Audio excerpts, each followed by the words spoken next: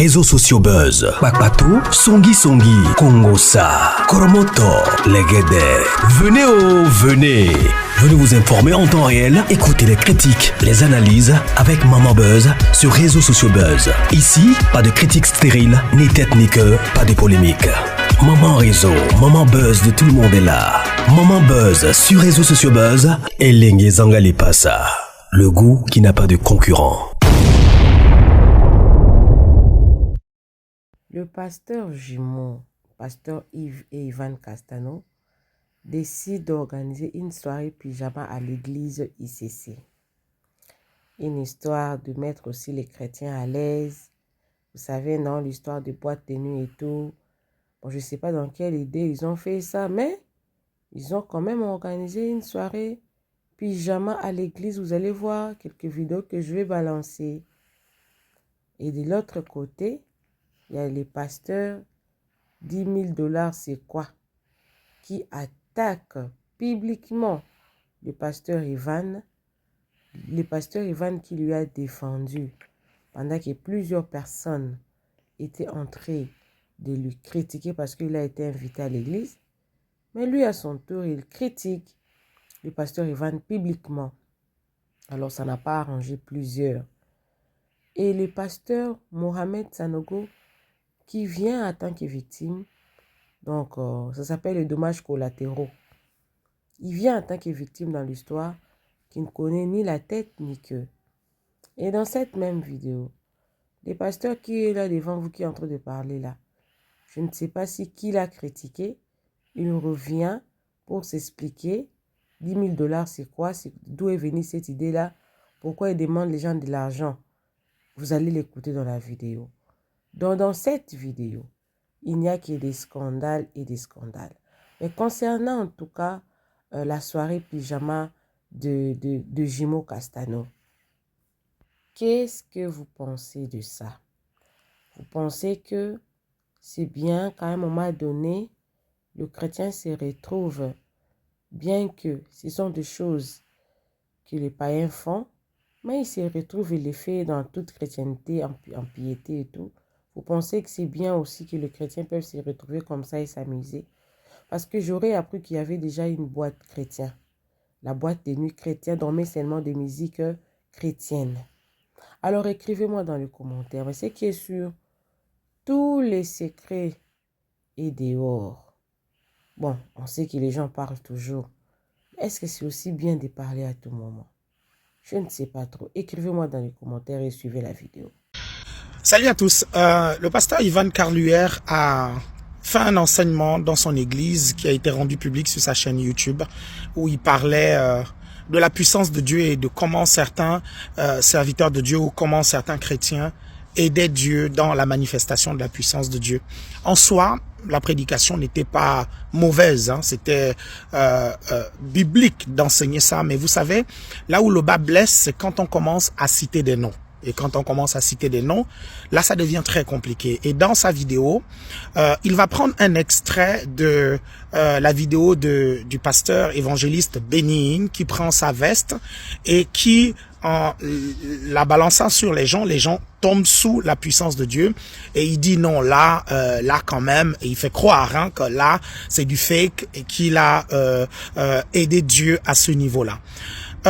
Vous savez, étant dans le mouvement de l'onction, je ne peux pas rester silencieux à de telles vidéos. Surtout que cette vidéo est publique. Lorsque vous enseignez ça à vos paroissiens en huis clos, ça je peux comprendre. Mais lorsqu'elle est rendue publique, il y a quelque chose qu'on veut faire comprendre au corps de Christ. C'est important de comprendre que toutes les vidéos que nous mettons en public, implicitement, nous parlons aussi au corps de Christ.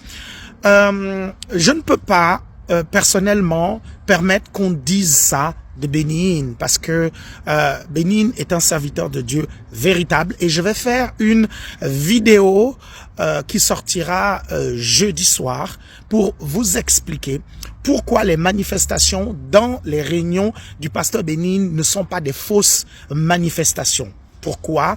Je vous expliquerai pourquoi citer Benin dans le contexte de cet enseignement-là est complètement inapproprié. Et il ne faut pas faire ça. En vérité, tous ceux qui opèrent dans le mouvement de l'onction et qui voient Bénigne opérer comprennent exactement ce que Bénigne fait. Mais quand vous n'opérez pas dans l'onction, vous ne pouvez pas comprendre. Vous ne pouvez pas du tout comprendre. Vous savez, moi, je suis allé à des réunions du pasteur Bénigne et je suis assez cartésien comme personne aussi. Et pendant longtemps, j'ai été très cérébral et aujourd'hui, je le suis toujours et souvent dans certaines situations. J'étais à une réunion de Bénigne et ce monsieur a une grâce authentique dans sa vie. La puissance de Dieu qui se manifeste est réelle. Je vous raconterai comment à sa réunion, il ne faisait que s'approcher de nous, ok? Et je sentais littéralement mes pieds se dérober. On sentait comme quelque chose de très puissant venir sur nous. C'est des choses véritables et on ne peut pas être silencieux là-dessus. Je vais faire une vidéo qui sortira jeudi parce que le réveil spirituel est en marche en France. Et si on dit des choses contre la puissance de Dieu, la véritable puissance de Dieu, à un moment donné, on mettra les gens dans la confusion. Vous savez, le Seigneur Jésus a dit des Sadducéens, vous êtes dans l'erreur parce que vous ne comprenez ni les Écritures, ni la puissance de Dieu.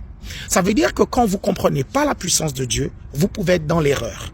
Et j'aimerais vous montrer pourquoi les manifestations du pasteur Bénigne ne sont pas des fausses manifestations. Bénigne, c'est un serviteur de Dieu qui sert le Seigneur depuis très jeune. C'est l'un des plus intègres aujourd'hui et qui a une longévité que je pense qu'il faut énormément respecter. Ce monsieur, il a amené des présidents de la République au Seigneur, il a battu des records de conversion, il a amené des millions de personnes en une seule croisade. S'il vous plaît, à un moment donné, quand on veut parler, il faut respecter les aînés, il faut respecter des pères, il faut respecter des personnes qui ont payé le prix pour que ce monde puisse connaître véritablement le Seigneur Jésus-Christ. Donc, vraiment, je vais faire cette vidéo et écoutez-la attentivement et vous comprendrez que c'est une stratégie du diable de petit à petit vouloir faire croire que le mouvement de l'esprit que nous sommes en train de vivre en France est du fake, alors qu'il y a des choses réelles qui se passent et que Dieu touche véritablement les gens. Et je suis désolé, Bénigne n'aide pas Dieu comme il l'a dit dans son message. Bénigne est véritablement utilisé par Dieu. Et même dans l'extrait de vidéo là, je suis désolé, des centaines de personnes ne peuvent pas faire la comédie. Je suis désolé. Bon, ça on va en parler dans notre vidéo de jeudi. Bonjour les amis, aujourd'hui nous sommes dimanche et je vous souhaite de passer un agréable dimanche chez vous. Comme vous le savez, toujours dans le cadre de ma mission qui a pour but de sensibiliser et d'éveil de conscience de mon peuple. Aujourd'hui, je viens vous parler d'une soirée pyjama qui s'est déroulée la semaine dernière à la prison dorée de l'église ICC des faux pasteurs jumeaux Yves et Yvan Castano. Je vous laisse regarder les images qui défilent dans cette vidéo. Je serai là. Ces deux pasteurs ont transformé le soi-disant temple de Dieu en boîte de nuit, en lieu de spectacle et de distraction avec une confusion spirituelle qui ne dit pas son nom.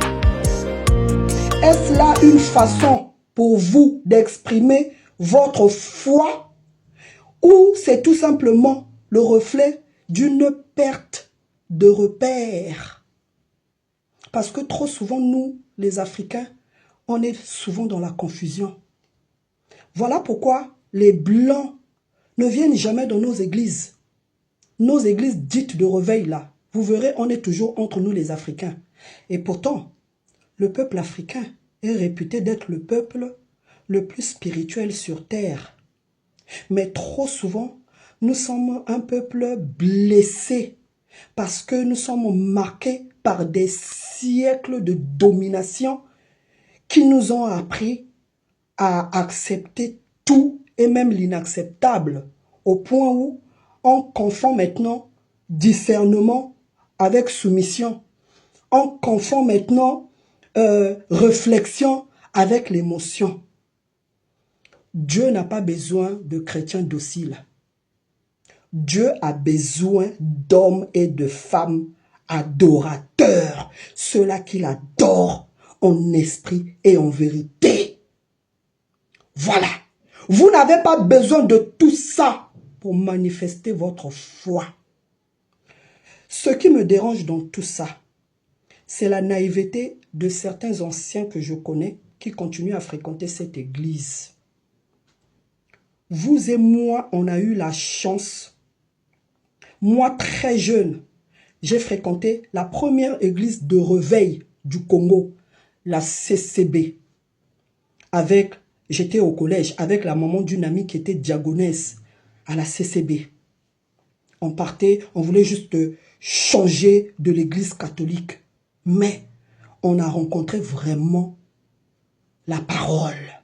On a eu des bases de la chrétienté.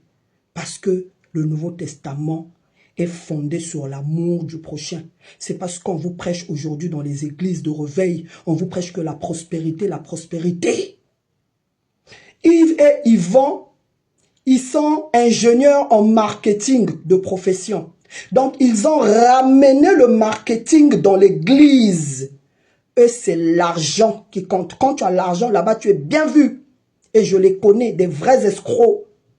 Voilà. Aujourd'hui, vous avez des armées numériques pour attaquer tout le monde. Venez m'attaquer. Vous allez rencontrer le feu des chrétiens qui mènent maintenant des combats charnels sur les réseaux sociaux. Je dirai la vérité. Venez attaquer. Ça glisse sur moi. C'est la vérité. Voilà. Ces deux-là, on les a vus à leur début. Ils vivaient dans des HLM, des logements sociaux. Un vers Antony, un autre à Villejuif. Aujourd'hui, à cause de nos dîmes, nos offrandes, parce qu'ils passent leur temps à porter dans la maison du trésor vos dîmes, vos offrandes, vous verrez les miracles s'accomplir. Rien ne s'accomplit dans la vie des fidèles. À ICC, il n'y a que Yves et Yvan et leurs épouses et leur staff qui sont bénis. Ils ont tous des salaires allant de 5 000 € et plus haut. Avec quoi? Avec l'argent, votre argent à vous. Aujourd'hui, ils ont des pavillons et ils se déplacent en jet privé à cause de votre naïveté, parce que vous ne voulez pas ressembler aux chrétiens de Béret, ceux-là qui sondent les Écritures pour voir si ce qu'on leur prêche est réellement dans la Bible. Donc, parlons de cette soirée pyjama. Il y a des gens qui se sont déplacés en transport en commun, en pyjama. Ils ont mis des manteaux par-dessus. Ils sont arrivés là-bas, ils se sont déshabillés. Il y a des sœurs qui avaient des nuisettes où on voyait tout le corps dessiné. Oublions que ceux qui assurent la sécurité, ce sont des hommes. N'êtes-vous pas en ce moment-là une pierre d'achoppement pour ses frères? Hein? Et j'ai vu Modestine, la femme d'Yvon Castano, en pyjama devant la chaire. Modestine, viens me montrer un seul verset biblique où on a déjà vu dans la Bible une soirée pyjama. J'ai cherché le monde, j'ai trouvé le monde dans l'église. C'est ce qui se fait là-bas et accepter la vérité, que vous le voulez ou non. C'est ça la vérité. Continuez à mourir volontairement dans l'aveuglement. Mais vous n'irez pas au paradis comme ça. De toute façon, dans la Bible, on n'a jamais vu Jésus créer des églises. Les disciples se réunissaient dans les églises de maison. Chacun apportait le fruit de son travail et ils se partageaient. C'est pas comme vous faites là. C'est vous qui êtes riches pendant que les fidèles sont tous des pauvres. Et à ICC, quand tu as des problèmes, on te traite de démoniaque. Moi, je connais des personnes qui sont arrivées à ICC. Ces personnes-là avaient une situation sociale et financière stable. Aujourd'hui, elles ont les mains sur la tête parce que la rencontre avec ces deux hommes-là les a dépouillés.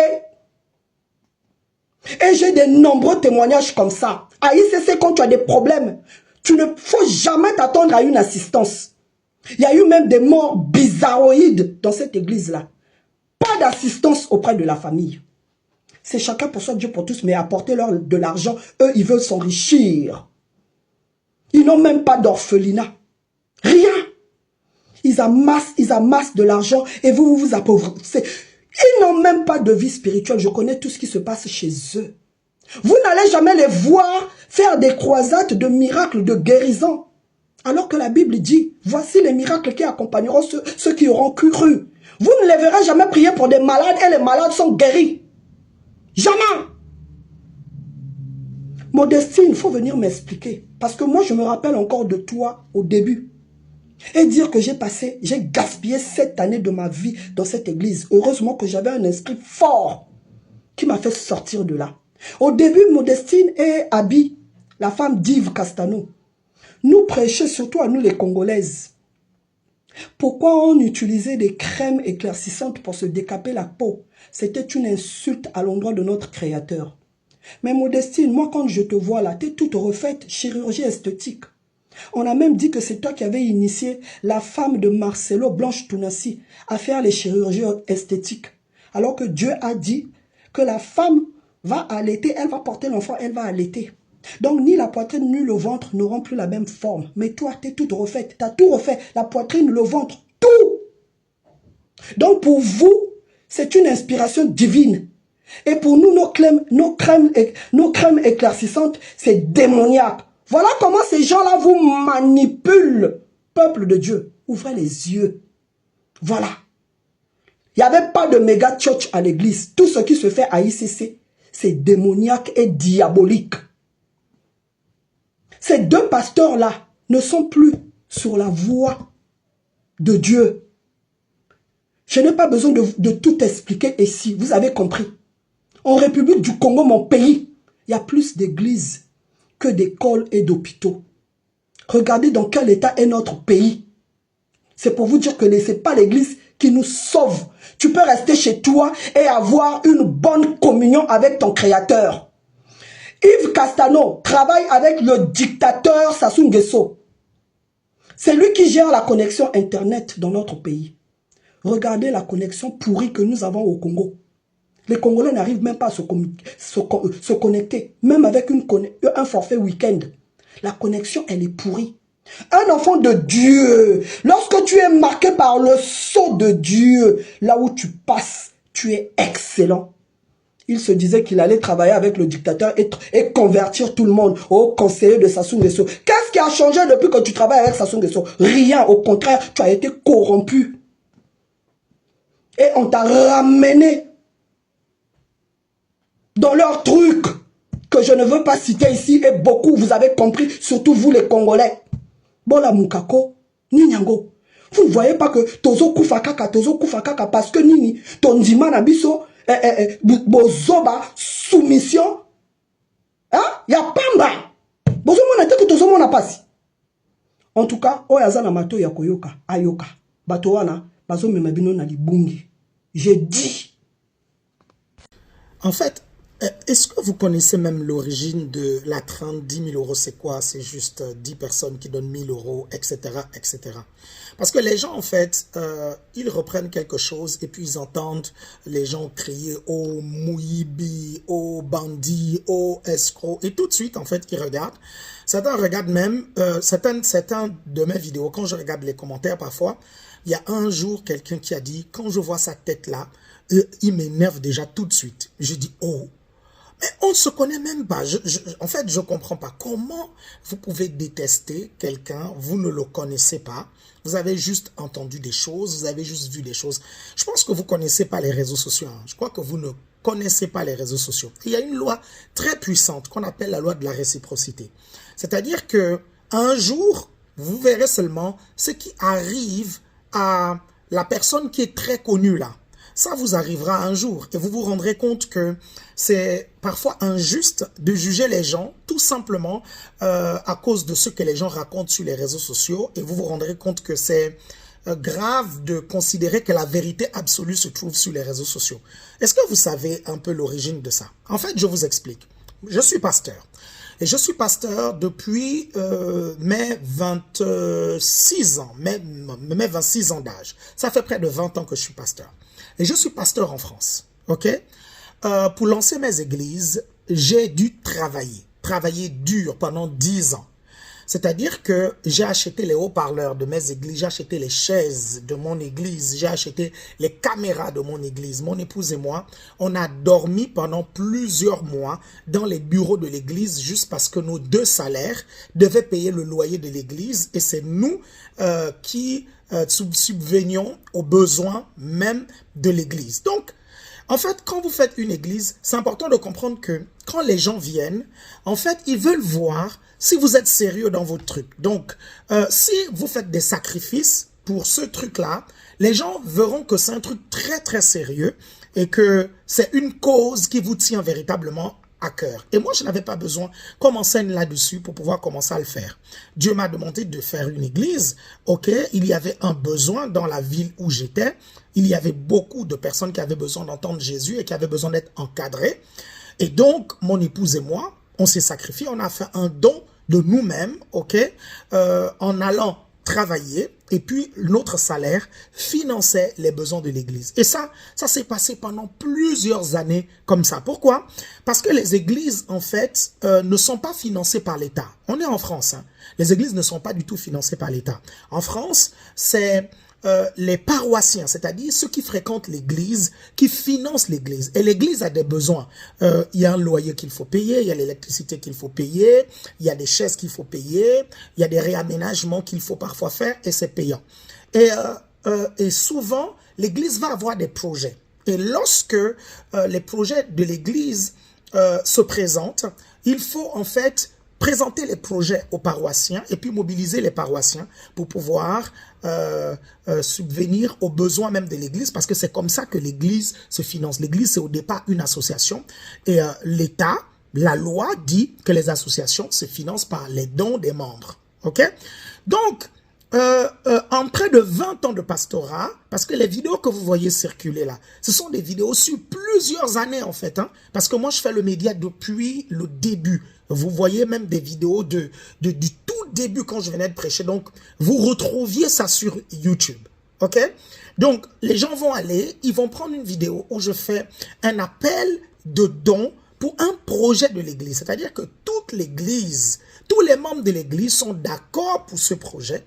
Et donc, je dois mobiliser les membres de l'église pour pouvoir subvenir à ces besoins-là. Vous comprenez? Et donc, il y a des besoins de l'église, de la paroisse qui pouvaient s'élever à 350 000 euros, par exemple des besoins de travaux ou des besoins de bâtiments. Ça pouvait s'élever à 350 000 euros. Ça pouvait... En fait, ces sommes que vous trouvez astronomiques, en fait, ce sont les sommes d'une organisation. Ce ne sont pas des sommes qui m'étaient attribuées. Je n'ai jamais pris l'argent de qui que ce soit, vous comprenez? Et je ne le ferai jamais, vous comprenez? Déjà parce que j'ai mon orgueil propre, ok? Et deuxièmement parce que je ne sais pas faire ça. Je ne sais... Et je vais vous dire quelque chose. Vous savez, on est en France, hein? Notre ministère est principalement basé en France. Et en France, c'est pas le désordre. Tu peux pas détourner l'argent de l'église comme ça se fait dans certains pays. En fait, on te surveille, ok? Parce qu'à la fin de l'année, tu dois déposer des bilans à la préfecture. Il y a tout un suivi qui est fait ici en France, hein? Il faut pas blaguer, hein? Donc, les gens qui pensent que tu arrives, tu vas faire une église et certaines personnes disent, oui, toi tu es bien, hein, apôtre Alain Patrick, tu as l'argent de tes églises. Et souvent, je leur dis, mais passez faire. Passez faire l'église. Si vous pensez que l'église rend riche, passez faire. Enfin, peut-être dans vos pays, hein, peut-être dans vos pays, c'est le cas, mais en France, je suis désolé, quand tu fais une église, le fondateur de l'église doit faire énormément de sacrifices. Et j'ai dit à la personne, passe faire ton église. Et on fait un point dans 5 ans. Et s'il te plaît, reviens avec ta Lamborghini, j'ai envie de la voir. Si vous voulez devenir riche, ce n'est pas des églises qu'il faut faire. Et je le dis souvent, si vous voulez être riche, faites des entreprises. On fait une église parce que Dieu nous appelle à le faire pour aider les gens d'abord. Ok? Et dans tous les sens, hein, aider les gens spirituellement, aider les gens socialement, aider les gens parfois même économiquement. Vous ne pouvez pas imaginer ce que les pasteurs ici en France font pour aider leurs paroissiens. Vous ne pouvez pas du tout imaginer. Donc, pour revenir au projet de l'église, donc, à un moment donné, il y a un chiffre qui est là. ok? Il y a un chiffre qui est là. Si c'est 359 000 euros parce qu'on doit prendre un bâtiment ou parce qu'on doit rénover un bâtiment, donc tout le monde participe, même moi-même, hein, moi, mon épouse, nous participons et souvent, nous donnons même parfois plus que beaucoup de personnes, ok? Donc, je vais dire 359 000 euros, c'est quoi? 359 000 euros, c'est juste tant de personnes qui donnent ceci. Ça, c'est les mathématiques. Et donc, à chaque fois qu'il y avait des projets de l'église, en fait, il y avait un montant, ok? Et moi, en tant que responsable de l'église, en tant que responsable de l'association, je suis chef de file, c'est moi qui mène ces campagnes, ces télétons pour pouvoir lever des fonds dans l'église pour subvenir aux besoins de l'église. Donc, je viens là avec des mathématiques. Je dis, nous sommes tant. À l'église, parfois, on faisait des appels de dons. L'église, on était 200, parfois on était 300, parfois on était 800, parce que j'ai plusieurs églises, et donc, parfois on pouvait être 1000, ok? Et je vais prendre le montant et montrer que une seule personne qui considère ce montant-là trouvera ça très gros. Mais nous, là, si on dissèque ce montant, ok? On se rend compte que c'est à portée de main et que tout le monde, en amenant sa pierre, peut aider la paroisse à se développer. Donc, c'est ça en fait. Et parfois, c'était pour la télévision. Parfois, ce n'était pas pour la paroisse. Parfois, c'était pour la télévision. Parce que nous avons une chaîne de télé qui est sur les box françaises. Et d'ailleurs, c'est l'unique chaîne qui a des autorisations du CSA, l'unique chaîne chrétienne hein, en France, qui a des autorisations CSA. Bon, peut-être que vous en connaissez d'autres et que moi, j'ignore, mais moi, je connais que celle-là, la nôtre. Et donc, cette chaîne-là aussi est financée par les téléspectateurs. Donc, les besoins de la chaîne, ce sont les téléspectateurs qui vont subvenir à ces besoins-là. Donc, il peut y avoir un montant bien précis et je vais dire, bah, écoutez, on a besoin de temps pour acheter des nouvelles caméras, pour diffuser la chaîne à tel niveau, pour développer la chaîne à tel niveau. Et ce sont les téléspectateurs qui vont participer. Et comme dans la télévision, il y a le divertissement, il y a l'édification, la télévision chrétienne, il y a l'édification. C'est normal que vous voyez ces trucs, bam, bam, bam, oui, quelqu'un a donné 500 euros. Et plusieurs personnes qui ont vu ça ont pensé que je faisais ça à l'église, alors que ça, c'était dans le cadre de notre chaîne de télévision, en fait. Il fallait divertir les gens, il fallait encourager les gens. Et d'ailleurs, même, il y a beaucoup hein, de youtubeurs, de personnes, des médias, qui, lorsqu'elles font des télétons, des appels de dons, elles font exactement comme nous. C'est-à-dire, quand quelqu'un donne, on célèbre la générosité de la personne. Et donc, le bang, bang, bang, vous voyez 500 euros qui s'affichent, en fait, on célébrait la générosité des gens. Notre chaîne de télévision, ok, est dans une organisation qui est légale, qui est totalement déclarée, qui est suivie aussi par un cabinet comptable. On ne peut pas faire n'importe quoi en France. Moi, je ne sais pas dans quel pays vous vivez, mais en fait, en France, on ne peut pas faire n'importe quoi. C'est pour ça que quand les gens perdent leur temps, en fait, sur les réseaux sociaux à dire en prison, mais je rigole tout seul. Je rigole parce qu'en fait, quand vous faites les choses dans la droiture, ok, la Bible dit que vous n'avez pas à craindre le magistrat. Si tu fais le bien, tu n'as pas à craindre le magistrat. Et vous savez, moi, je suis juriste de formation. Je suis juriste de formation, donc le droit, je le connais. Et j'ai un département juridique dans mon ministère qui est très puissant, qui est tenu par des avocats, qui est tenu par des juristes, qui est tenu, je vous assure. Et donc, en fait, ce cabinet fait ce qu'on appelle de la veille juridique. C'est-à-dire que le cabinet vérifie si ce que nous faisons, tout ce que nous faisons, est en accord avec les lois de la République. Et ça, c'est depuis des années que je fais ça. En fait, un ministère qui se respecte doit avoir de la veille juridique, doit aussi avoir de la veille comptable, c'est-à-dire la façon dont les finances circulent dans votre organisation. Est-ce que c'est dans la légalité? Et j'ai des juristes, des comptables qui font la veille pour que nous soyons toujours collés aux Écritures. Donc, ce n'est pas parce que quelqu'un fait un appel de don pour financer un projet que ça veut dire que cette personne-là est malhonnête et qu'elle est bandite et que ça veut dire qu'elle veut l'argent des gens, en fait. Je n'ai jamais dit que cet argent-là, c'était mon argent. Je n'ai jamais fait ça, en fait. Et les gens ont détourné des vidéos. Même, il y a même une vidéo qui parle de terrain. Quand je dis allez vendre vos terrains, tout ça, ils prennent ça, ils tirent ça de leur contexte, ils enlèvent du contexte et ils comprennent pas que j'étais en train de parler d'Actes des apôtres. En fait, dans Actes des apôtres, les premiers chapitres, on voit des apôtres qui reçoivent des offrandes pour financer l'église primitive. La Bible nous parle de Barnabas, qui avait des terrains et qui allait vendre des terrains. Vous comprenez?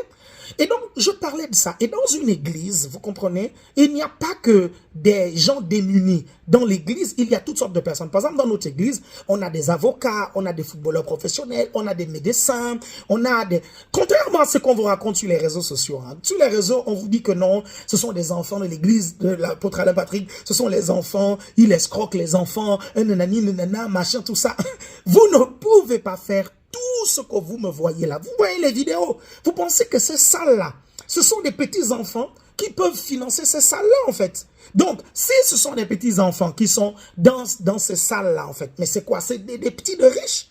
Hey, réveillez-vous, ce sont des petits des banlieues, vous comprenez? Qu'on a évangélisé et qu'on a retiré de la drogue, du grand banditisme et aujourd'hui qui servent Jésus. Et j'ai l'habitude de dire que ces jeunes-là, si on ne les avait pas gagnés à Jésus, ils allaient donner du fil à retordre aux policiers. Ce sont certains de ces jeunes-là qui remplissent nos églises. Donc quand vous voyez ça, il y a quand même des personnes, ok, autres que ces jeunes-là, qui sont là. Il y a des hommes d'affaires, toutes ces personnes-là. Et ces personnes-là ont un pouvoir d'achat qui est plus élevé. Ils aiment leur église, ils aiment Dieu et ils donnent pour leur église. Donc, quand on va parler de donner un certain montant, vous trouvez que c'est beaucoup parce que peut-être que vous n'avez pas un grand pouvoir d'achat. Mais il y a des gens qui aiment leur église, qui aiment l'œuvre de Dieu et qui sont capables de donner. Écoutez-moi bien, je n'ai jamais demandé de l'argent à qui que ce soit. Jamais, jamais. Je crois aussi, moi je crois, que celui qui prêche l'évangile doit vivre de l'évangile. Mais ça doit se faire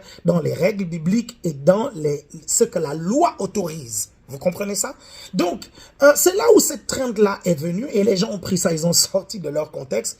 Le truc, c'est que ça, c'est peut-être la 3e ou 4e explication que je fais. Mais les gens, soit ils ne veulent pas entendre, soit bon, certaines personnes voient ou d'autres personnes ne voient pas. Maintenant, vous qui voyez cette vidéo-là, vraiment, la vérité, si vous voulez être objectif, hein, si vous voulez être objectif et que vous m'écoutez, donnez toutes ces explications-là, je pense que vous ne ferez plus l'erreur que plusieurs font sur les réseaux sociaux, sur TikTok, à prendre des raccourcis, à insulter des personnes qui ont payé un prix. Vous ne savez même pas ce que ces personnes-là ont fait. Si je vous dis les sacrifices que moi, personnellement, j'ai fait pour l'œuvre de Dieu et que je continue à faire, juste pour aider les gens, juste parce que j'aime les gens, juste parce que Jésus me demande de faire ça pour les gens. Si je vous racontais ça, je pense que, sincèrement, si vous avez un peu de bon sens, vous direz, non, ce monsieur, c'est véritablement un envoyé de Dieu. Vous comprenez? Mais bon, après, vous êtes libre ou vous n'êtes pas libre, hein, ça c'est... voilà, maintenant, après avoir fait, par exemple, cette vidéo, je sais qu'il y a certaines personnes qui s'en foutent totalement, vous suivez? Mais je veux aider les personnes qui sont sensées, qui sont objectives et qui ont été trompées par toutes ces vidéos-là et qui n'ont jamais eu ma version des faits. Vous savez, retenez ceci, c'est important d'être dans la vérité. C'est très important. On a demandé un jour à Tony Blair, lorsqu'il a laissé ses fonctions de Premier ministre, on lui a demandé qu'est-ce qui va le plus vous manquer en étant un simple citoyen maintenant. Tony Blair a dit connaître la vérité, connaître la vraie version des faits. Parce que le peuple ne connaît pas la vraie version des faits. Eh bien, écoutez, vous connaissez la version des faits, ou ma version des faits. Libre à vous d'en faire ce que vous voulez. Mais sachez une chose, ce que vous faites aux autres, on vous le fera aussi. Donc, prenez garde, la loi de la réciprocité fonctionne avec tout le monde. Que Dieu vous bénisse. Ce jour, je serai là avec mon téléphone et je ferai un